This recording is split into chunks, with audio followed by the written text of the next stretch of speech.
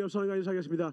사랑하고 축복합니다. 진심으로 사랑하고 축복합니다. 만나서 반갑습니다. 오늘 우리에게 주신 귀한 말씀은 전도서 11장 9절부터 12장 2절까지의 말씀을 함께 교독하도록 하겠습니다. 제가 먼저 읽겠습니다. 오늘 말씀에는 청년이라고 나왔지만 우리 각자의 이름을, 자기의 이름을 넣고 나에게 주시는 말씀으로 한번 들어보겠습니다. 각자 자기의 이름을 넣고 한번 9절부터 12장 2절까지 4절이니까요. 같이 읽어보겠습니다. 시작. 은총아, 네 어린 때를 즐거워하며 내 청년의 날을 마음에 기뻐하여 마음에 원하는 길과 내 눈이 보는 대로 쫓아 행하라. 그러나 하나님이 이 모든 일로 인하여 너를 심판하실 줄 알라. 그런즉 근심으로 내 마음에서 떠나게 하며 악으로 내 몸에서 물러가게 하라. 어릴 때와 청년의 때가 다 헛되니라. 너는 청년의 때 곧 곤고한 날이 이르기 전 나는 아무 낙이 없다고 할 해가 가깝기 전에 너의 창조자를 기억하라. 해와 빛과 달과 별들이 어둡기 전에 구름이 다시 일어나기 전에 그리하라. 아멘이십니까? 아멘. 밑으로 쭉 내려가서 13절과 14절 한번 읽어볼까요? 같이 읽겠습니다. 시작. 이래 결국을 다 들었으니 하나님을 경외하고 그 명령을 지킬지어다. 이것이 사람의 본분이니라. 하나님은 모든 행위와 모든 은밀한 일을 선악간에 심판하시리라. 아멘. 오늘 이 앞에 보니까 11장 9절에 보니까 뭐라고 하는가요? 주님이 우리에게 이렇게 말씀하십니다. 사랑하는 아들 딸들아, 네 어린 때를 즐거워하며 청년의 날을 마음에 기뻐하여 우리에게 주신 삶들을 기뻐하여 마음에 원하는 길과 내 눈이 보는 대로 쫓아 행해라. 너의 마음이 가는 대로 행해라. 우리에게 자유를 주셨단 말이죠. 자유를 왜 주셨다고 했는지 혹시 기억하십니까? 자유를 주신 이유가 있습니다. 자유는 아무에게나 주지 않습니다. 사랑하는 자에게만 자유를 주십니다. 왜요? 사랑하지 않으면요, 묶어두는 거예요. 구속하는 거예요. 강압하죠. 그러나 사랑하기 때문에 자유를 주시는 거예요. 사랑 안에는 뭐가 들어있습니까? 사랑은 고린도전서 13장에 보니까 모든 것을 믿으며 모든 것을 견디는 거예요. 그러니까 우리는 하나님을 떠날 수도 있지만 하나님께 예배로 나올 수도 있습니다. 하나님이 오늘 우리의 예배를 기뻐하십니다. 아멘. 왜 기뻐하시는지 아셔야 됩니다. 왜냐하면요, 오늘 우리가 예배를 안 올 수 있는 자유가 있었거든요. 그래서 오늘 이 자리에 나온 발걸음이 귀한 것입니다. 아멘. 안 드려도 돼요. 당장에 하나님이 벌하는 게 아니에요. 당장에 내 심장을 터뜨리시지 않으세요. 당장에 심판하지 않으세요. 근데 우리는 하나님을 선택하고 주님께 나온 것이죠. 그래서 이 발걸음을 귀히 여기시는 거예요. 왜요? 진짜 사랑하는 사람만 이 자리에 나올 수 있기 때문에 그래요. 진짜 하나님을 기뻐하는 사람들만 나올 수 있기 때문입니다. 오늘 우리를 주님이 기뻐하십니다. 주님이 우리 마음껏 하라고 하시는데 뒤에다가 그러나 하나 지혜, 전도서의 저자가 하나의 지혜를 뒤에다 붙이십니다. 뭡니까? 그러나 하나님이 이 모든 일로 인하여 너를 뭐 하신다는 거예요? 심판하실 줄 알라, 이거예요. 하나님이 도로를 다 뚫어주셨어요. 우리의 갈 길을 다 예배해 주셨어요. 근데 하나님께서 구절을 그대로 두십시오. 하나님께서 뭐라고 하시느냐? 너가 가고 싶은 길로 가라.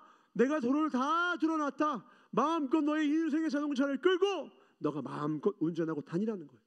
그런데 대신 심판이 있다는 걸 기억해라. 심판이 있다는 건 뭐죠? 심판은 법적 용어입니다. 법용어입니다. 심판 때는 법용어예요. 그러니까 심판한다는 말은 반대로 무슨 말이냐? 지켜야 할 법이 있다는 거예요. 지켜야 할 법이 없으면 심판이 불가능해요. 잘했다 못했다 선과 악의 기준이 있어야만 심판이 가능하기 때문이죠. 그러니까 하나님이 우리를 심판하신대요. 그럼 기준은 뭡니까? 하나님의 말씀입니다. 아멘. 하나님의 법이죠. 그런데 그 법을 기준으로 우리 인생을 심판하신다는 거예요. 우리가 도로를 가는데 우리가 달리고 싶다고 마음껏 달리고 중앙선이 있는데 그 중앙선을 마음껏 침범하면 그건 자유입니까? 아니죠. 반드시 중간에 카메라가 착각 착각 찍어서 법을 어기는 순간 뭐합니까? 심판해요. 작은 거는요 과태료 45,000원, 센 거는요 큰 덤프트럭이 위험한 거면 13만 원 딱 날라옵니다. 그러니까 지켜도 되고 안 지켜도 되는 게 아니에요. 하나님의 법은요, 오늘 기분이 안 좋으면 안 지킬래. 내가 기분이 안 좋아, 감정이 별로야, 오늘 내키지 않으면 안 지킬래.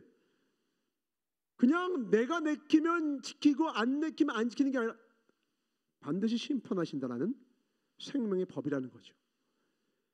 오늘 하루하루는요 내가 점들을 찍는, 그래서 그 점들이 이어져서 우리 인생이 만들어지는 복된 하루라는 거예요. 그런데 이 점들을 하나님은 어떻게 찍기를 원하시느냐? 자를 대고 찍으라는 거죠. 자를 대고 찍으면 예쁜 선을 그릴 수가 있어요. 똑바르게 그릴 수 있어요. 그런데요 내 마음대로 할래, 어느 날은 이렇게 하고 어느 날은 하나님 잘 섬기고 어느 날은 그냥 세상 나갔다가 어느 날은 또 기분대로 갔다가 또 어느 날은 또 하나님 죄송합니다 회개하고, 그러니까 그 인생의 점들을 합쳐서 보니까 왔다 갔다 좌로우로 막 지그재그를 그리는 거예요. 왜 그래요? 자를 안 데리고 그런 거예요. 근데 하나님의 말씀이라는 자를 딱 대고 그리면 우리 인생의 선이 아름답게 그려집니다. 아멘. 아름답게 그릴 수 있다는 거예요. 그러니까 하나님이 우리를 그냥 두시지 않냐고요. 생명의 말씀을 주셨어요. 이 말씀을 대고만 그리면 우리의 인생은요 그 누구든지 아름다운 선을 그리며, 그 선은 우리가 찬양한 거예요. 좁은 문 좁은 길로 가는 그 선인 거죠. 너무 좁다 보니까 그 선 안으로 그 선을 그어야 되는 거예요. 그 좁은 길 안으로 이 선을 그려야 되는데 우리가 너무 이탈을 많이 돌아봤더니 하나님은 마지막 심판 때에서 뭘 보십니까? 얼굴 안 봅니다. 성공했는지 보는 거 아닙니다.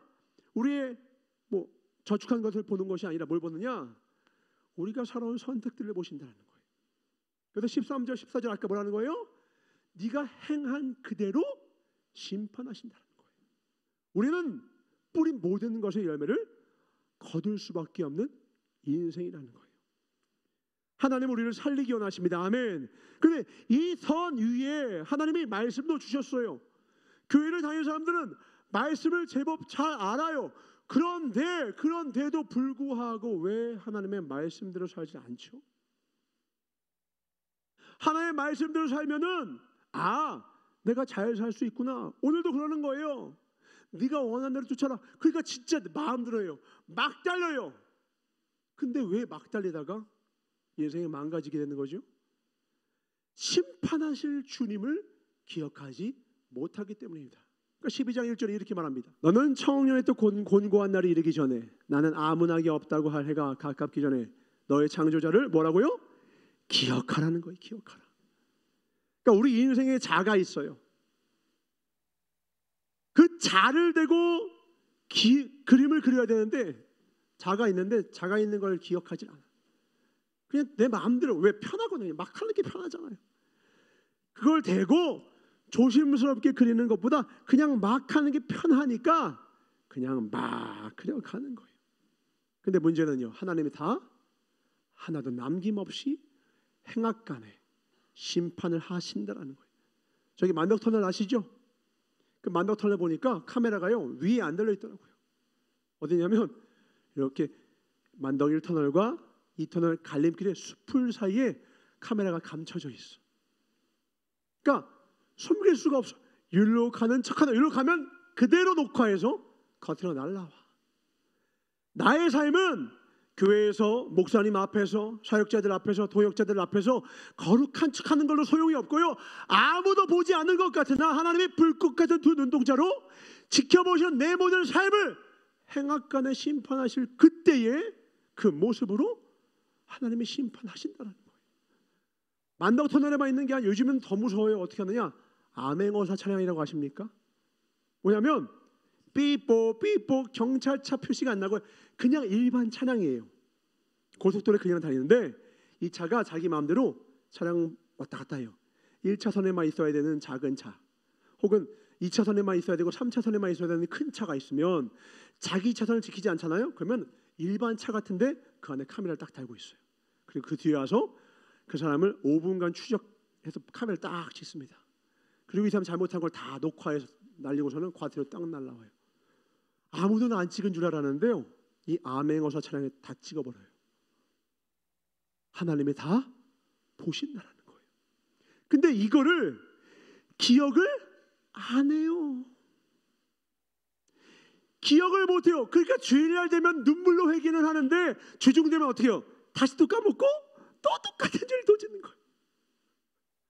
똑같이 지난주와 똑같이 살아. 그리고 주말 되면 또 어떻게 해요? 또 똑같이 울면서 회개를 해.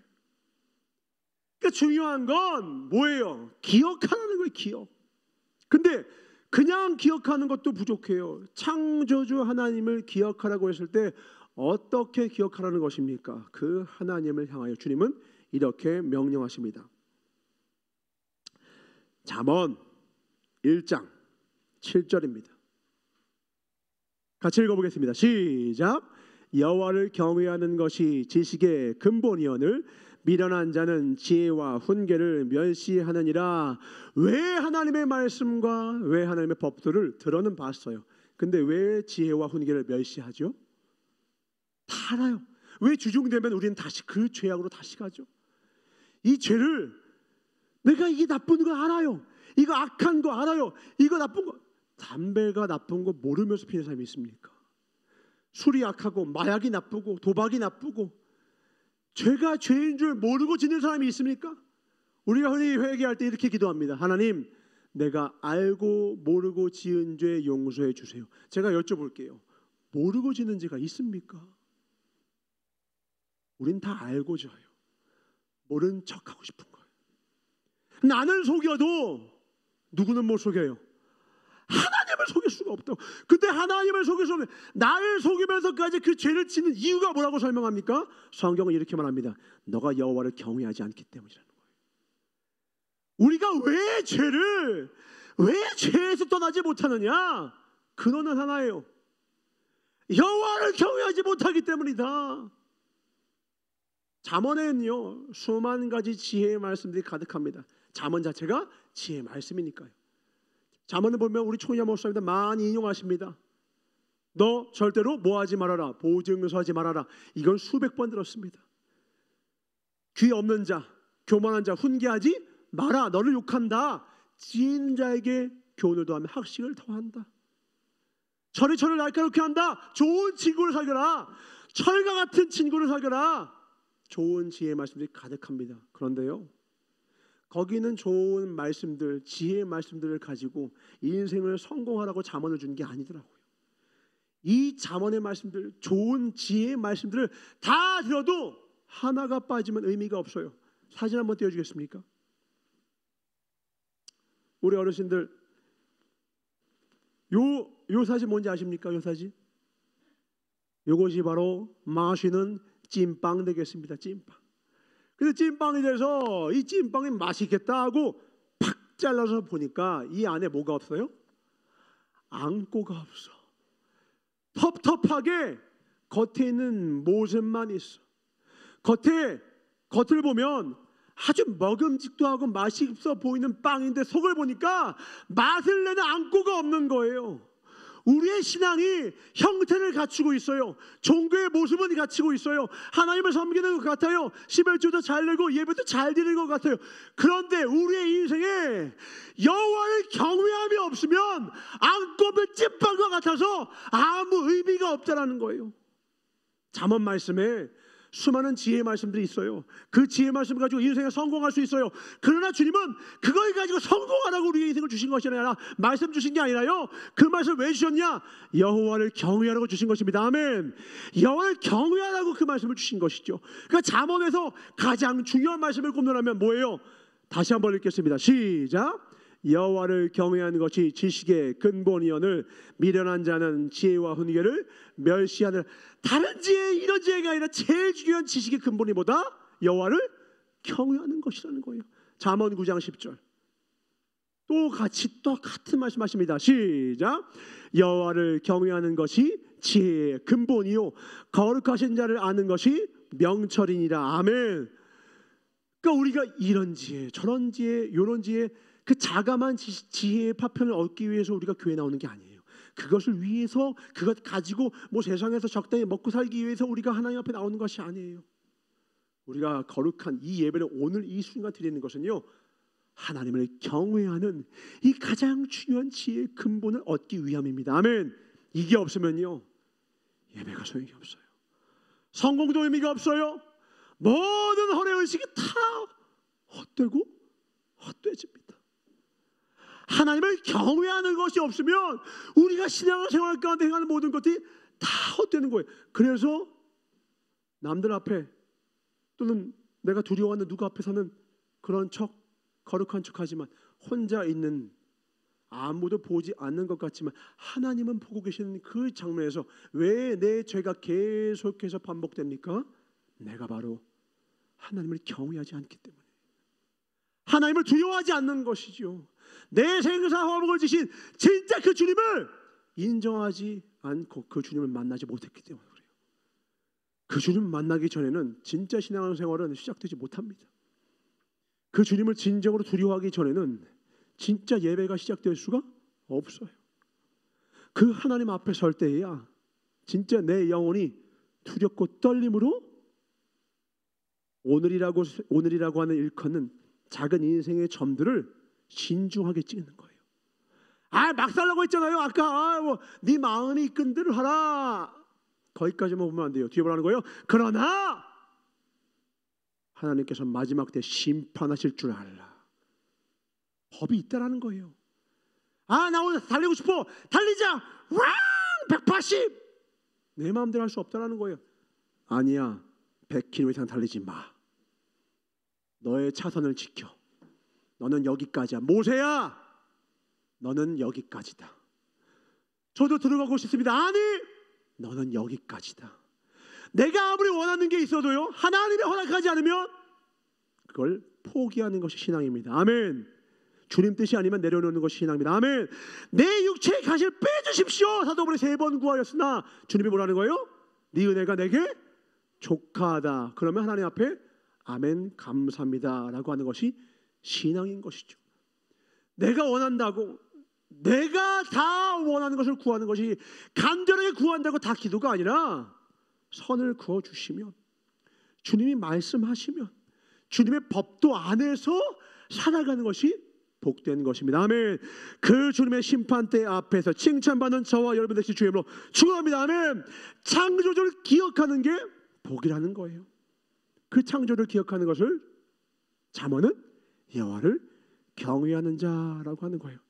그래서 성경요 잠언 30장에 보니까 하나님을 경외하는 한 아굴 왕이 이렇게 주님께 고백합니다. 뭐라고 고백하느냐? 스스로 이렇게 말합니다. 나는 다른 사람에게 비하면 짐승이라. 뭐라고요? 어떻게 자기 보고 짐승이래요? 왜 이렇게 얘기할까요? 왕이에요. 배운 자예요. 학식이 넘쳐납니다. 근데 내가 가진 지식들은 다 뭐예요? 하나님 앞에서는 아무것도 아니라는 거예요. 내게 필요한 유일한 지식은 뭐라는 거예요? 하나님을 아는 것. 아멘. 하나님 뜻, 이것만이 유일한 내 인생의 지식이요, 이것만이 내 유일한 지혜라고 고백하는 것이, 이것을 모르는 난 아직도 부족하여 나는 짐승이다. 겸손이 복인 줄 믿으시기 바랍니다. 아멘. 주님 앞에 하나없이 겸손해지는 거예요. 내게는 사람의 조명이 있지 아니하니라. 같이 읽겠습니다. 시작. 나는 지혜를 배우지 못하였고 또 거룩하신 자를 아는 지식이 없거니와. 없는 게 아니에요. 아는데 뭐라는 거예요? 아직도 부족하다는 거예요. 나는 주님을 더 알기 원합니다. 내가 10년쯤 교회 다녔어. 나 아브라함 자손이야. 나 목사님 아들이야. 나 장로야, 권사야. 내가 전도사로 몇 년째인데 목사로 30년째야. 아니요, 나는 더 하나님을 알아야 됩니다. 아멘. 이것이 하나님 앞에 거룩하신 자를 알기를 소망하는 가장 지혜로운 자의 자세라는 거예요. 여호와를 경외하는 자의 자세라는 거예요. 끝없이 주님을 더욱더 알기를 소망하는 자세. 하나님 오늘 우리에게 원하십니다. 아멘. 권태롭게 예배 나오면 안 돼요. 뭐라고 해야 하나요? 주님, 나는 주님을 알지 못합니다. 주님을 더 알기 원합니다 하고 오늘 이 자리에서 반짝이는 두 눈동자로 주 앞에 나오는 것이죠.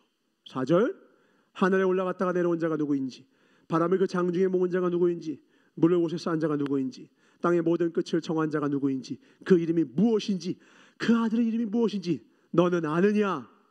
하나님의 말씀은 다 순전하여 그를 의지하는 자가 복됩니다. 아멘. 너는 그 말씀에 더하지 말라. 그가 너를 책망하시겠고 너는 거짓말하는 자가 될까 두려우니라. 내가 두 가지 일을 주께 구하였사오니 나의 곧 허탄과 거짓말을 내게서 멀리하옵시며 나를 가난하게도 마옵시고 부하게도 마옵시고 오직 필요한 양식으로 내게 먹이시옵소서. 다 같이 시작. 혹 내가 배불러서 하나님을 모른다 여호와가 누구냐 할까 하오며 혹 내가 가난하여 도적질하고 내 하나님의 이름을 욕되게 할까 두려워함이니이다. 아멘. 지금 이 왕이 나를 너무 가난하게도 말고 나를 너무 부하게도 하지 말아달래요. 목적이 뭐예요? 이거 기도 이상하지 않아요? 우린 대부분 어떻게 기도해요? 나를 앞에 건 빼고 부자 되게 해주세요. 이것만 기도하잖아요. 근데 기도의 목적이 뭐예요? 내 유익과 나의 만족이죠. 뭐가 빠졌어요? 나의 유익과 만족을 위해 기도해요. 이 기도도 들으실 때가 있죠. 근데 이런 기도를 하지 않아요. 아굴은. 이 지혜의 왕 아굴은 왜 이런 기도를 합니까? 내가 하나님을 경외하지 못할까 두렵다라는 거예요. 내가 하나님을 잃어버릴까 두렵다라는 거예요. 목적이 어디 있어요? 하나님을 섬기는 데 있어요. 내가 너무 가난해서 세상 사람들이 보기에 야, 너 보니까 하나님 어디 있냐 하고 하나님께 욕이 될까 두려워서 가난하지 않기 원하는 것이지 나의 만족이 아니고, 또 내가 너무 부하지 말아달래요. 우리의 일반적인 기도가 너무 다르지 않습니까? 어떻게 이런 기도가 나오죠? 하나님을 경외하면 이런 기도가 나와요. 하나님을 경외하면 이런 기도가 나온다고요. 왜냐하면요, 사람이 진짜 부유해지면요, 감각적으로요, 하나님 없이 잘 사는 것 같은 감각이 와요. 그런 느낌이 들어요. 하나님 없이도 살만해요. 하나님 없이도 괜찮은 것 같아요. 그러다가 내 영혼의 때, 내 마지막 때에 은밀한 중에 나를 심판하실 그 주님 앞에 서면 나는 지옥의 사자가 되어 있어요. 완전 속아도 완벽하게 사기당한 거죠. 돈이 그래서 일만하게 뿌리가 되는 것은 내가 진짜 하나님을 경외하고 내가 하나님을 진짜로 두려워하고 내가 진짜 하나님을 의지할 기회를 박탈시켜버리는 것이 바로 이 일만하게 뿌린 물질이기 때문입니다. 그러니까 아굴왕은 그걸 아니까 그럴 바에 나를 너무 가난하게 하지 말아주십시오. 나를 너무 부하게도 하지 말아 주십시오. 내가 원하는 것은 가난과 부 그 자체가 아니라 하나님을 경외하는 것입니다. 아멘. 이것이 지혜의 삶의, 우리 삶의 가장 중요한 핵심이라는 거예요. 오늘 말씀의 제목을 같이 읽어보겠습니다. 이렇게 읽었습니다. 같이 읽겠습니다. 시작. 겸손과 경외는 생명의 길, 이 길 위를 걸을 때 주님이 함께 하신다. 아멘. 우리가 걸어야 할 유일한 생명의 길이 있습니다.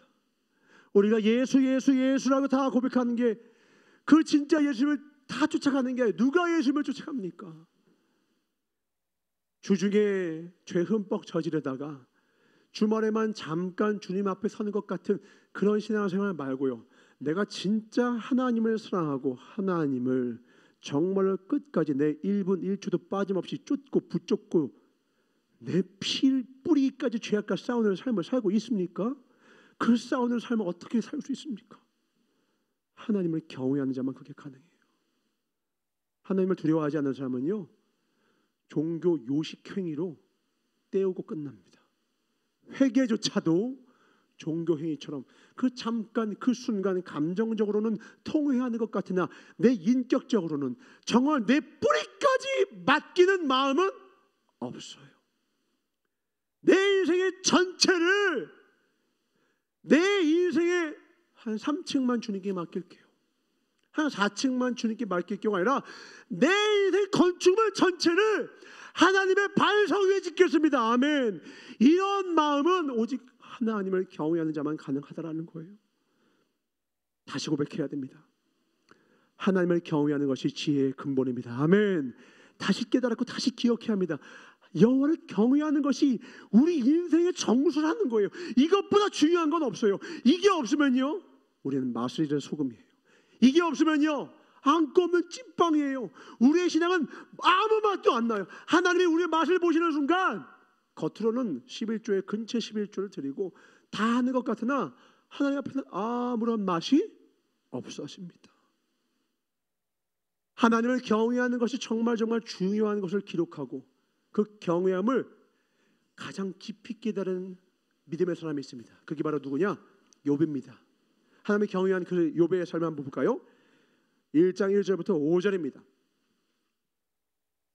교독하겠습니다. 우스 땅에 욥이라 이름하는 사람이 있었는데 그 사람은 순전하고 정직하여 하나님을 경외하며 악에서 떠난 자더라. 그 소생은 남자가 7이요 여자가 3이며 그 소유물은 양이 7천이요 약대가 3천이요 소가 500결이요 암나귀가 500이며 종도 많이 있었으니 이 사람은 동방 사람 중에 가장 큰 자라.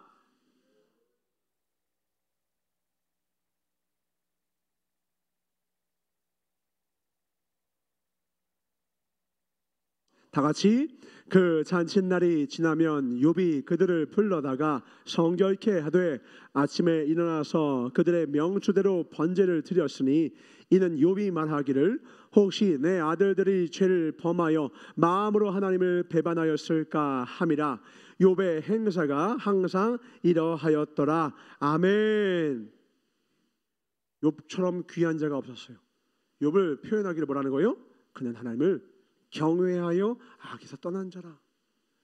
그러니까 문제가 없어 보이고 죄를 지은 것도 아닌 것 같은 이 복된 삶이 어느 날 사단이 참소합니다. 잘 아시죠? 뭐라는 거예요?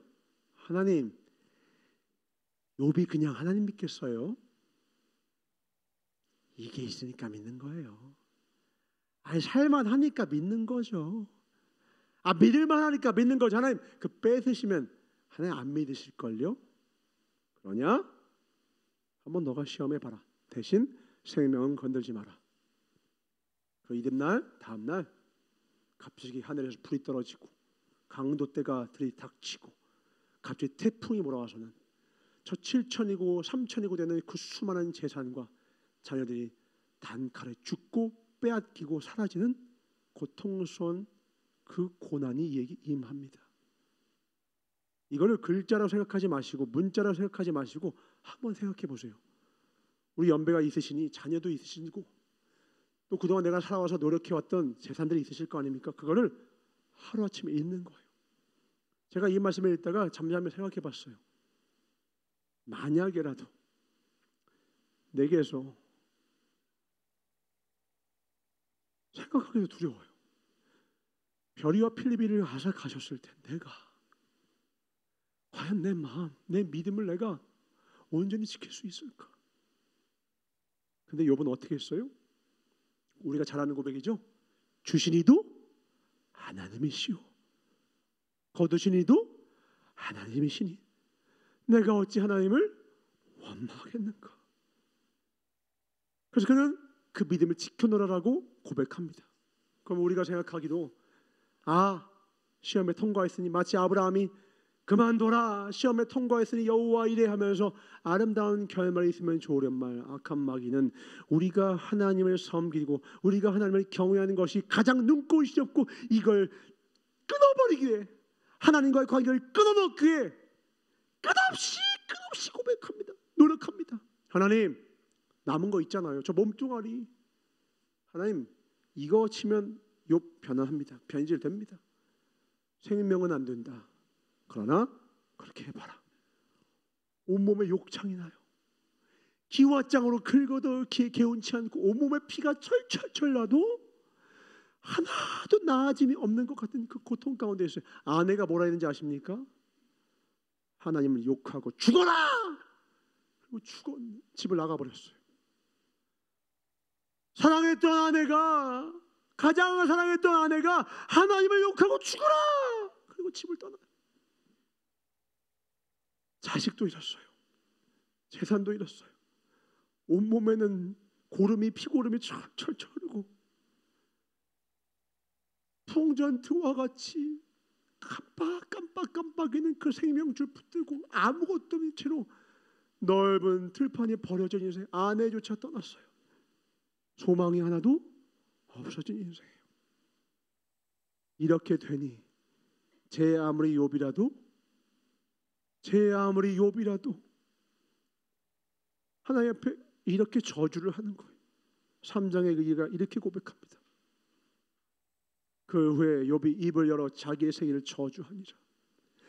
욥이 말을 내어 가로되 나의 낱날이 멸망하였었더라면, 나만을 배웠다 하던 그 밤도 그러하였었더라면, 그날이 캄캄하였더라면, 하나님이 위에서 돌아보지 마셨더라면, 빛도 그날에 비치지 말았더라면, 유함과 사망의 그늘이 그날에 자기 것이라 주장하였더라면, 구름이 그 위에 덮어졌었더라면, 낮을 캄캄하게 하는 것이 그날을 두렵게 하였었더라면, 그 밤이 심한 어둠이 잡혔었더라면, 해날 수 가운데 기쁨이 들지 말았었더라면, 달의 수에 들지 말았었더라면, 그 밤이 적막하였었다면, 그 가운데 즐거운 소리가 일어나지 말았었더라면, 나를 저주하는 자 곧 큰 악어를 격동시키기에 익숙한 자가 그 밤을 저주하였었더라면, 그 밤에 새벽별들이 어두웠었더라면, 그 밤이 광명을 바랄지라도 얻지 못하며 동틈을 보지 못하였더라면 좋았을 것을. 이는 내 모태의 문을 닫지 아니하였고 내 눈으로 환난을 보지 않도록 하지 아니하였음이로구나. 한마디로 뭐예요? 왜 나를 낳게 하셨습니까? 저를 왜 태어나게 하셔서 이런 모진 고통, 이해할 수 없는 고난을 왜 내게 주십니까? 나를 왜 낳으셨어요? 내게 이런 고난을 왜 주시는 거예요, 주님? 이 이후에는요, 가장 친한 친구라는 세 사람이 친구가 와서는 얘기를 하는데요, 요약하면 한마디로 이거예요. 네가 지은 죄가 많아서 그래. 참, 그 친구 잘 사귀셔야 돼요. 하나님을 안다고 하고 하나님의 말씀을 인용하는데요, 정죄해요. 하나님의 사랑은, 하나님의 명령은 원수조차도 허다한 허물을 덮어주는 것입니다. 허다한 허물을 덮어주고 사랑과 치유와 위로의 말을 건너기는커녕 정죄. 네가 지은 죄가 있겠지, 네가 교만했겠지. 욥이 아주 오랜 세월을 하나님 앞에 묻습니다. 하나님, 왜 내게 이런 일이 있습니까? 어찌 내 인생이 이렇게 어려운, 이해할 수 없는 일이 가득합니까? 그러다가 주님께서 긴 시간이 지난 후에 38장 39장에 하나님이 침묵을 깨시고 이렇게 말씀하십니다. 때 여호와께서 폭풍 가운데로서 욥에게 말씀하여 가라사대 무지한 말로 이치를 어둡게 하는 자가 누구냐? 너는 대장부처럼 허리를 묶고 내가 내게 묻는 것을 대답할지니라. 내가 땅에 기초를 놓을 때 네가 어디 있었느냐? 네가 깨달아 알았거든 말할지어다. 누가 그 도량을 청하였었는지, 누가 그 줄성을 그 위에 띄었는지 네가 아느냐? 그 주초는 무엇 위에 세웠으며 그 모퉁이 돌은 누가 놓았었느냐? 그때 새벽별들이 함께 노래하며 하나님의 아들들이 다 기쁘게 소리하였었느니라. 바닷물이 태에서 나옴같이 넘쳐를 때 문으로 그것을 막은 자가 누구냐? 그때 내가 구름으로 그 의복을 만들고 흑암으로 그 강불을 만들고 그 계안을 정하여 문과 빗장을 베풀고 이르기를 내가 여기까지 오고 넘어가지 못하리니 네 교만한 물결이 여기 그칠지니라 하였으노라 하면서 계속해서 70가지 질문, 욥이 도무지 알 수도 없고 측량할 수 없는 이 태고의 만고의 세상을 창조하시고 운행하시는 하나님의 준엄한 질문을 던집니다. 근데 욥이 그 말 가운데 하나라도 대답을 할 수가 있어요, 없어요? 없어요. 주님이 뭘 말씀하시는 거예요? 너가 이해할 수 없는 너의 인생의 그 질문을 가지고 아둥바둥하느냐? 나는 이 우주 만물 모든 가장 네가 감히 측량할 수 없는 그 모든 것들에 대한 지식과 권능과 지혜를 가진 만왕의 왕이다. 네가 이해를 못한다 하여서 그것이 악한 것이라고 네가 할 수가 있느냐? 내가 하나님이다. 내가 선한 뜻이 있어서 내가 너에게 이 모든 일을 허락한 것인데 네가 나에게 힐문하느냐? 주님이 이렇게 물으시는 거예요. 욥은 1장을 봤습니다. 지은 죄가 없었어요. 근데 욥에게 한 가지 하나님이 원하시는 만큼 채워지지 않은 신앙의 중요한 역량이 한 가지가 있었습니다. 그게 무엇입니까? 하나님을 진정과 신령으로 두려워하고 경외하는 것이에요. 그는 이 70가지가 넘는 하나님의 질문에 아무것도 대답 못하면서 이렇게 고백을 합니다. 42장 1절부터 6절입니다. 욥이 대답하여 가라되 주께서는 무소불능하시오며 무슨 경영이든지 못 이루실 것이 없는 줄 아오니 무지한 말로 이치를 가리우는 자가 누구니까? 내가 스스로 깨달을 수 없는 일을 말하였고 스스로 알 수 없고 헤아리기 어려운 일을 말하였나이다. 우리 고난 중에 여러 가지 예측하자면 하나님 이래서 저러신가? 저래서 저러신가? 저 집사는 저래서 그래. 저 사람은 저래서 그래. 소발이 너가 지은 죄가 있어서 그래. 다 틀렸다라는 거예요. 내가 말하겠사오니 주여 들으시고 내가 주께 묻겠사오니 주여 내게 알게 하옵소서. 아는 척하지 말고 하나님께만 묻고 하나님께만 듣겠다라는 거예요. 그리고 이렇게 말합니다. 5절 같이 읽겠습니다. 5절 6절 시작.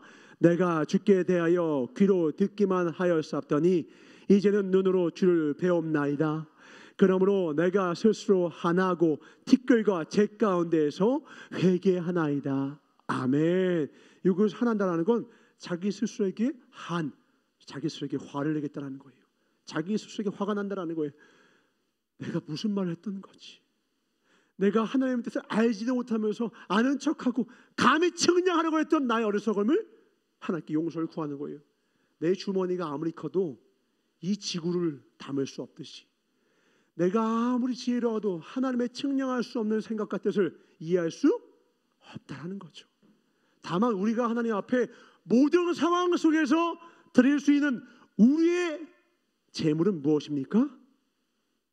하나님을 경외하는 것입니다. 나는 잘 모르겠습니다. 그래서 욥에게 가장 유명한 고백이 뭐예요? 나의 가는 길 누가 하신다고요? 그가 하시니. 나의 가는 길을 그가 하시나니 그가 나를 단련하신 후에는 내가 정금같이 나오리라. 23장 10절의 말씀을 주신. 그러니까 우리가 하나님 앞에 이해할 수 없는 순간 있잖아요. 절대로요 내가 하나님께 청한다고 들어주지 않으세요. 간곡하게 기도해도 다 들어주지 않으시더라고요. 때로 내게 이해할 수 없는 상황들이 와요. 때로 내가 이해할 수 없는 여건들이 내게 처해져요. 근데 거기서요 그 문제에 봉착해서 그 문제를 가지고 기도하면 안 돼요. 그 문제 가지고 하나님 앞에 드리고 하면 안 돼요. 하나님이 원하시는 건 뭐냐면요, 이 문제 앞에서 내 마음의 자세를 보기 원하시는 거예요. 내 마음에 내 삶의 방향이 흐트러짐이 이래도 없냐? 너 이래도 흔들리지 않니? 너 이래도 나를 경외하니? 너 이래도 나를 신뢰하니? 너 이래도 나를 붙들고 나를 의지할 것이냐? 흔들어 보시는 거예요. 그리고 흔들고 우리를 확인하신 후에는 이것을 위해서 하는 것이 아닙니다. 이것을 확인하시면 그때야 주님은 비로소 욥에게 갑절의 축복을 허락하십니다. 아멘.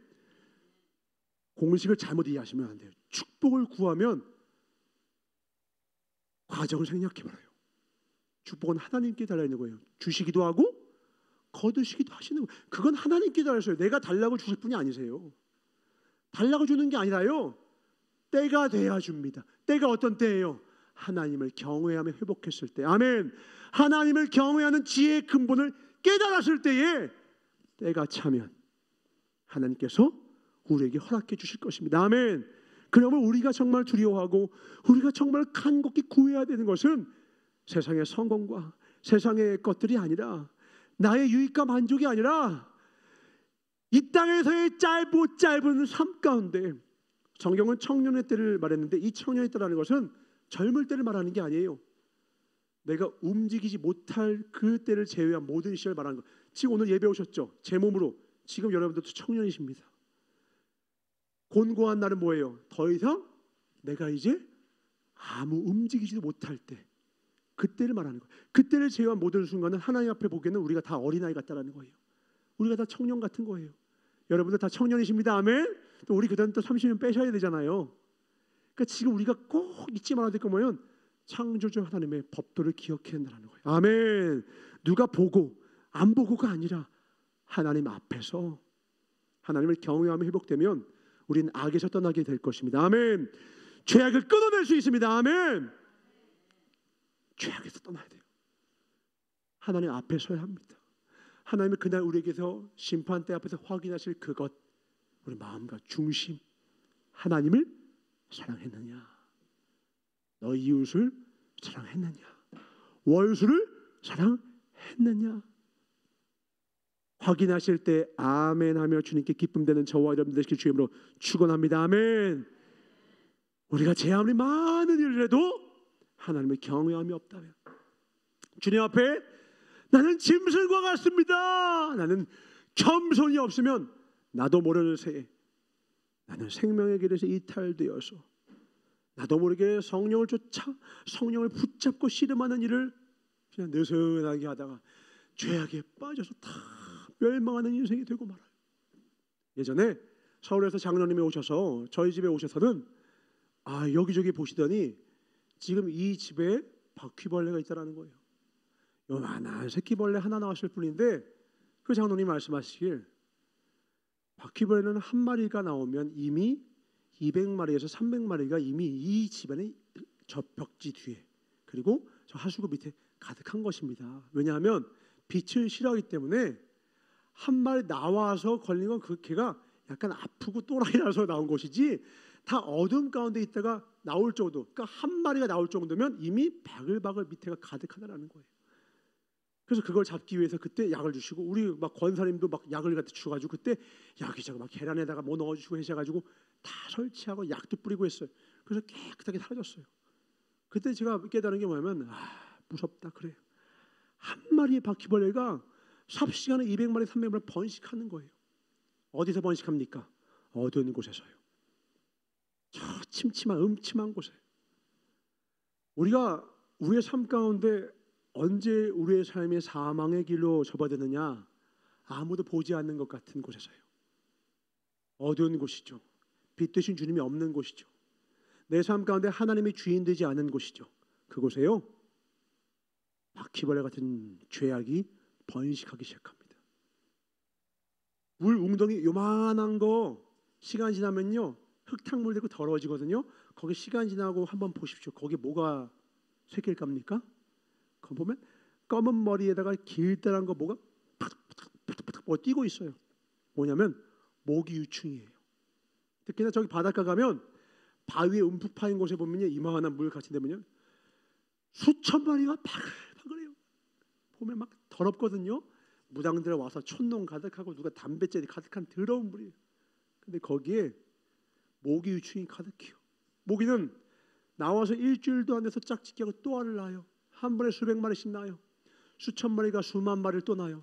삽시간에 번식하는 거예요.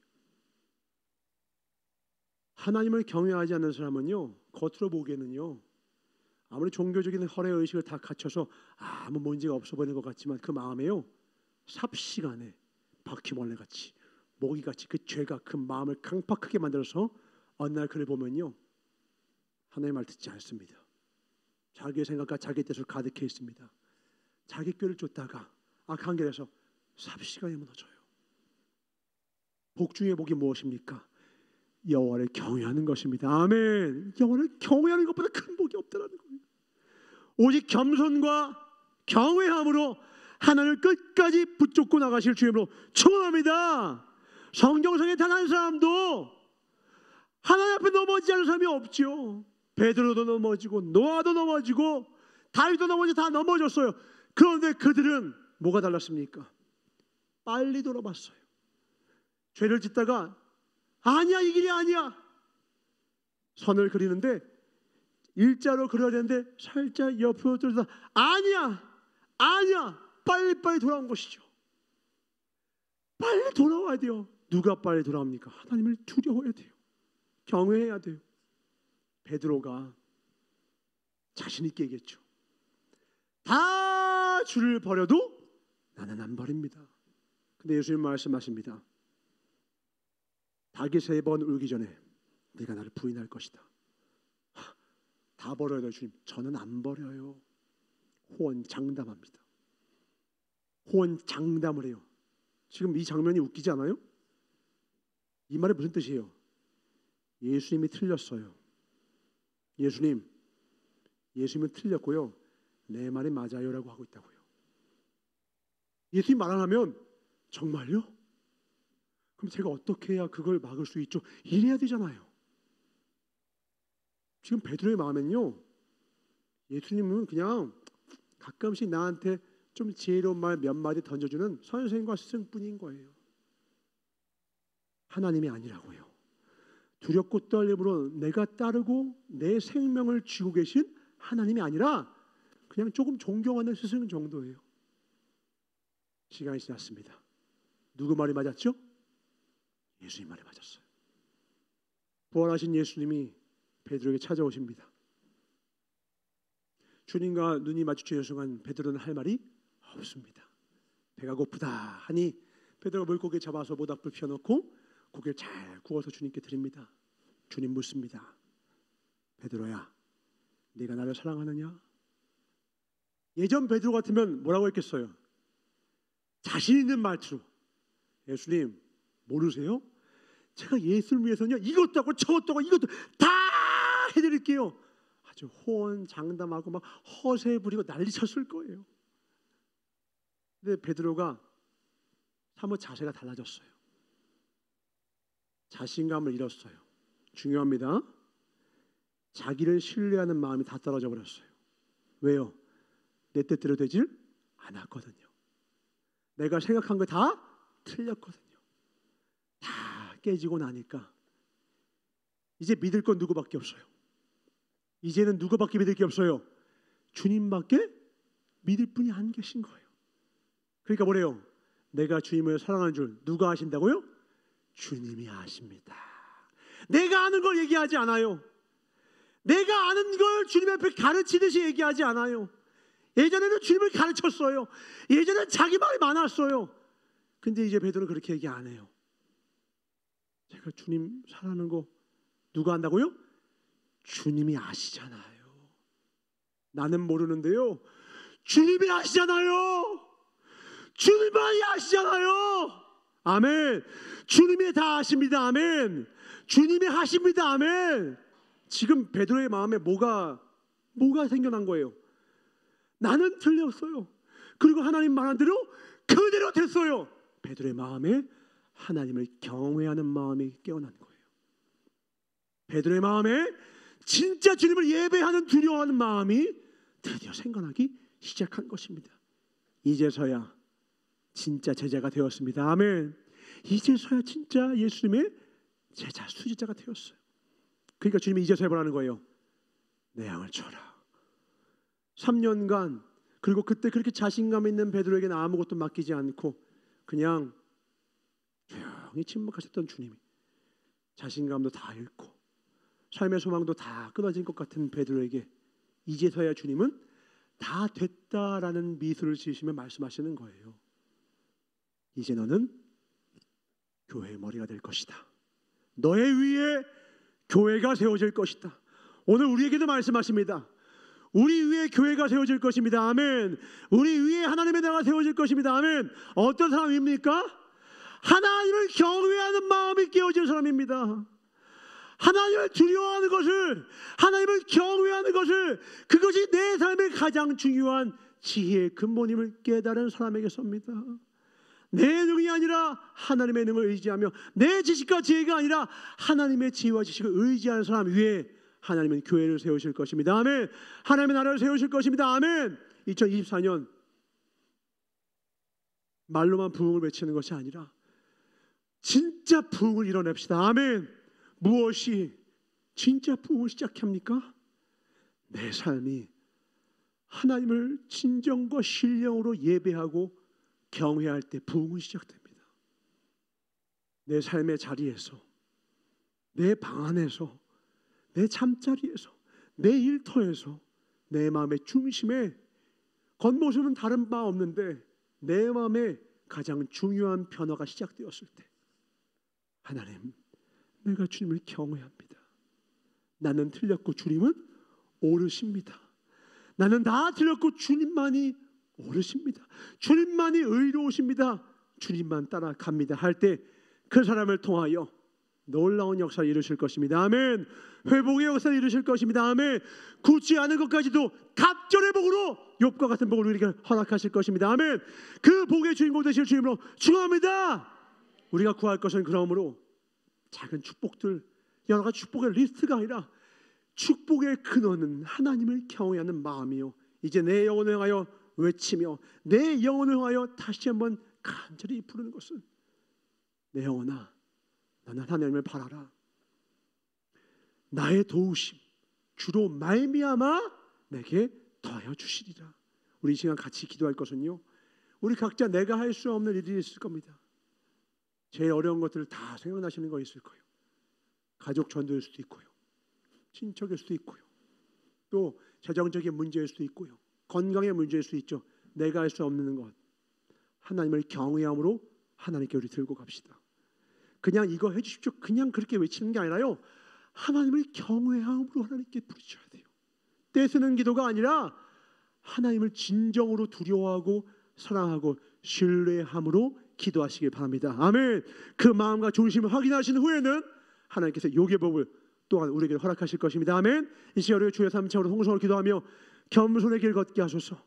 경외함으로 생명의 길을 걷게 하여 주시옵소서. 그리하여 주님과 함께 걷는 나의 평생의 삶이 되게 하여 주시옵소서. 우리 주의 삼창 통성으로 기도하겠습니다. 주여, 주여, 주여. 우리 지옥 가지 맙시다. 아멘. 지옥 가지 말고 천국에 보내시기 위하여 지옥을 지으셔서 묻더라고요. 하나님이 사랑이신 분인데 왜 지옥을 만드셨어요? 어떤 친구가 묻더라고요. 왜냐하면 인간은 때로 연약해서 그래요. 사랑만 계속 주면 그 사랑을 당연시 여겨요. 호의가 계속되면 그게 권리인 줄 착각해요. 감사를 잃어버리더라고요.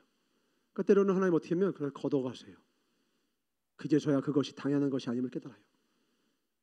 인생의 말년에 진짜 모든 걸 깨달은 사람들은 그래서 우리가 아는 그 은혜 찬양을 드리는 것이에요. 모든 것이 은혜라는 거죠. 당연한 것이 하나도 없었다라는 것이요. 천국이 당연한 것입니까? 사실은 우리에게 당연한 건 하나밖에 없었어요. 우리에게 당연한 건 지옥 하나밖에 없었어요. 우리가 지옥 가는 게 당연했다고요. 지옥에 갈 수밖에 없는 게 우리의 운명이었다고요. 근데 우리를 지옥 갈 우리를 위하여 비켜라. 내가 대신 너를 대신해서 내가 매를 맞겠다. 채찍을 맞고 멸관을 쓰고 내가 대신 죽겠다.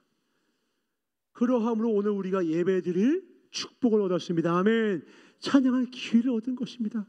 오늘 이 예배가 당연한 것이 아님을 깨닫는 그 지혜를, 내 모든 삶 하루하루 이 호흡이 당연한 것이 아님을 깨닫는 복을 얻으시길 주로 축원합니다.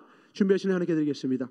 상해 주님 감사합니다. 드린 물질에 100배로 1000배로 축복해 주실 것은 하나님, 우리를 너무 가난하게도 말고 너무 부하게도 하지 마실 것은, 우리가 소망하고 간절히 사모하는 것은 바로 주님이요, 주님과 함께 걷는 이 길이요, 주님을 경외하는 이 마음입니다. 잠시 잠깐 살아가는 이 나그네 길, 이 나그네 인생에 우리가 유일하게 영원한 소망, 영원한 그 천국에 가져갈 것, 바로 하나님을 온전히 사랑하고 이웃을 온전히 사랑하는 하나님의 생명의 법을 지킨 것뿐이니, 곧 나의 소유는 이것이니 곧 주의 법도를 지킨 것이냐 고백했던 다윗과 같이 하나님의 생명의 말씀과 생명의 뜻을 두렵고 떨림으로 지키는 우리 모두가 되게 하여 주시옵소서. 행함과 진실함으로 주 앞에 서게 하여 주시옵소서. 아무도 보지 않는 것 같으나 하나님은 지켜보심을 깨닫게 하여 주시옵소서. 부끄러움을 알게 하여 주시옵고 죄악을 떠나게 하여 주시옵고 두려움을 알아 창조주 하나님을 날마다 기억하며 그 법도를 붙잡고 나아가는 우리 모두가 되게 하여 주시옵소서. 여호와를 경외하는 것이 지혜와 지식의 근본임을 깨닫게 하심을 감사하고 주께 영광 돌리오며, 앙고 없는 찐빵이 아니라 앙고가 가득한 찐빵, 하나님을 경외하는 중심이 가득한 우리의 중심과 신앙을 기뻐 받으시는 나사렛 예수 이름 받아 축복하며 간절히 기도드렸사옵나이다. 주기도로 마시옵나니 하늘에 계신 우리 아버지여, 이름이 거룩히 여김을 받으시오며 나라의 임하오시며 뜻이 하늘에서 이루어진 것 같이 땅에서도 이루어지이다. 오늘날 우리에게 일용할 양식을 주옵시고 우리가 우리에게 죄 지은 자를 사하여 준 것 같이 우리의 죄를 사하여 주옵시고 우리를 시험에 들게 하지 마옵시며 다만 악에서 구하옵소서. 나라와 권세와 영광이 아버지께 영원히 있사옵나이다. 아멘. 하나님 앞에 날마다의 모든 호흡이는 그 순간, 잠든 그 순간까지도 하나님을 사랑하며 하나님만 두려워하며 하나님만 붙잡고 나가는 모두가 되게 하여 주시옵소서. 하나님을 사랑합니다. 우리 박수로 드리겠습니다. 하나님 감사합니다.